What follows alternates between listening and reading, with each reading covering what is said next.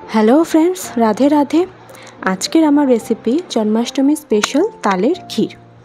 তাল দিয়ে অনেক রকমারি পদ রান্না করা যায়, তালের বড়া, তালের লুচি, তালের মালপোয়া। তো আজকে আমাদের গোপাল সোনার প্রিয় তালের ক্ষীরের রেসিপি আমি তোমাদের সাথে শেয়ার করছি। তো আমি এখানে তালের পাল্প নিয়ে নিয়েছি। আজকে একটু তাড়াহুড়োর কারণে তাল ঘষার ভিডিওটা আর দেখাতে পারলাম না। তো আমি এখানে তালের পাল্পটা রেডি করে নিয়েছি, আর আমি নিয়েছি মোয়া বা ক্ষীর, আর হচ্ছে নারকেল কোড়া, চিনি আর কিশমিশ। আমি এখানে কোনো দুধ ব্যবহার করছি না, শুধু মোয়া দিয়ে আমি এই ক্ষীরটা বানাবো। তো আমি প্রথমে কড়াইতে তালের পাল্পটা দিয়ে দিলাম, একটু নাড়াচাড়া করতে হবে। এবার আমি এর মধ্যে দিয়ে দিলাম তেজপাতা।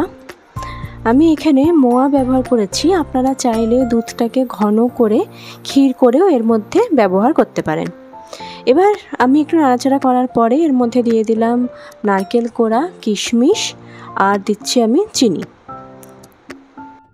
এক একটা তাল হয় খুব মিষ্টি, আবার এক একটা তাল হয় একটু তিতকুট ভাব হয়, সেজন্য তালের মিষ্টি তিতো ভাব বুঝে চিনিটা ব্যবহার করবেন। প্রথমে 5 মিনিট গ্যাসের ফ্লেম হাই রেখে এটা নাড়াচাড়া করতে হবে, তারপর গ্যাসের ফ্লেম লো টু মিডিয়াম রেখে এটা রান্না করতে হবে।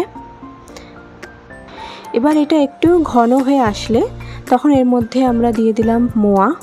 ভালোভাবে মিশিয়ে নিতে হবে। মোয়া যদি দলা পেকে থাকে সেগুলোকে ভালো করে ক্ষীরের সঙ্গে মিশিয়ে নিতে হবে। এবার দিচ্ছি আমি 1 চামচ ঘি। ঘি দিলে সেন্টটা ভালো আসে।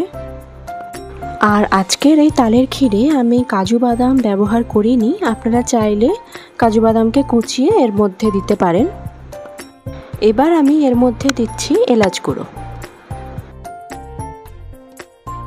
এবার 5 মিনিট মতন খুব ভালো করে নাড়তে হবে। এটা রান্না হতে বেশি সময় লাগে না, কিন্তু এটা কনস্ট্যান্ট নাড়তে হবে, না তো তলাতে লেগে যায়।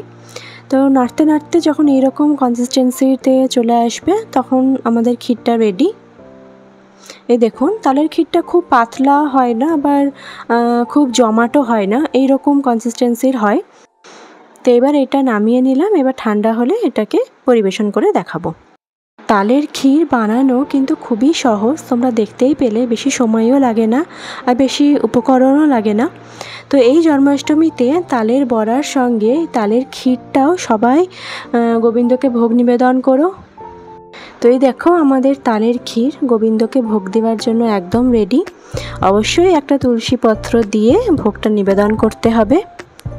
আমার আজকের এই তালের ক্ষীরের রেসিপি তোমাদের কেমন লাগলো সবাই কমেন্টে জানিও। আর সবাই ভালো থেকো, দেখা হবে নেক্সট ভিডিওতে।